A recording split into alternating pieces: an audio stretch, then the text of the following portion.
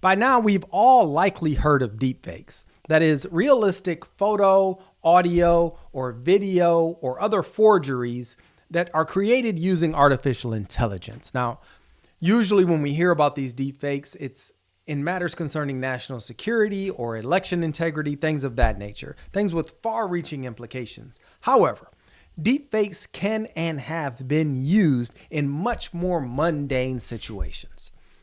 In fact, right now in Baltimore, an athletic director is being accused of having used deepfakes to essentially impugn the character of the principal at the school where he works. Let's have a look. So this article comes to us from the New York Times. It's entitled, "School Employee Arrested After Racist Deepfake Recording of Principal Spreads." The article reads, a high school athletic director in the Baltimore area was arrested on Thursday after he used AI software, the police said, to manufacture a racist and anti-Semitic audio clip that impersonated the school's principal.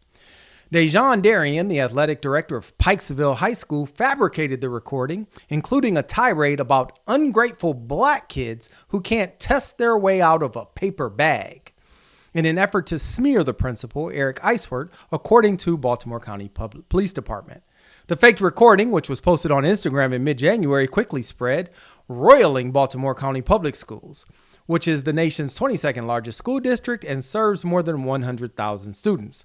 While the district investigated, Mr. Eiswert, who denied making the comments, was inundated with threats to his safety. He was also placed on administrative leave.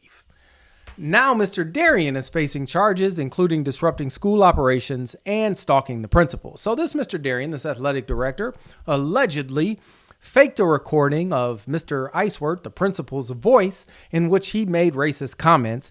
And so the principal, who was not convicted of anything, had to endure these threats to his safety and was placed on administrative leave. So his life was turned upside down as a result of this. So how did all of this start? Well, according to this article, and according to police documents, Mr. Darian developed a grievance against Mr. Eiswert in December after the principal began investigating him. Mr. Darian had authorized a district payment of about $1,916 to his roommate, police said, under the pretense that the roommate was working as an assistant coach for the Pikesville girls soccer team. So essentially he was being investigated for fraud, and because he was being investigated, he allegedly decided to take a shot at the principal by creating this deepfake. Soon after the investigation began, Mr. Darian used school district internet services to search for artificial intelligence tools. In mid-January, Mr. Darian emailed a deepfake audio clip impersonating the principal to himself and two other employees at the high school. The email, with the subject line, "Pikesville Principal, Disturbing Recording," was sent from a Gmail account that appeared to belong to an unknown third party, but was tied to Mr. Darian's cell phone number, according to police documents. One of these school employees that then sent the fabricated recording to news organizations and the NAACP. She also forwarded it to a student who she knew would rapidly spread the message around various social media outlets and throughout the school. So essentially, Mr. Darian caused a chain reaction here just by emailing it to three people, including himself. Soon, an Instagram account that follows local crime posted the racist fake audio, saying it was a rant about black students and naming the principal as the speaker. The audio clip, which lasted less than a minute, was shared more than 27,000 times and generated more than 2,800 comments, many calling for the principal to be fired. So, public outrage. He caused public outrage, allegedly. Upset and angry parents and students flooded the school with calls. Some teachers, the police said, feared recording devices could have been planted in various places in the school. To address safety concerns, the police department increased its presence at the school. They also had to provide security for the principal himself. So, essentially, what this athletic director did affected a wide array of people. The students are upset because their principal is allegedly a racist. Their parents are upset because the principal is allegedly a racist. The school district suspended this guy, even though he's saying, I didn't say that. The school district has to deal with all the calls from the angry parents, all the calls from the angry students, all the calls from the angry residents in the surrounding community.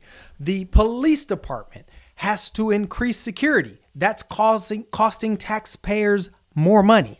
The police department has to provide security for the principal.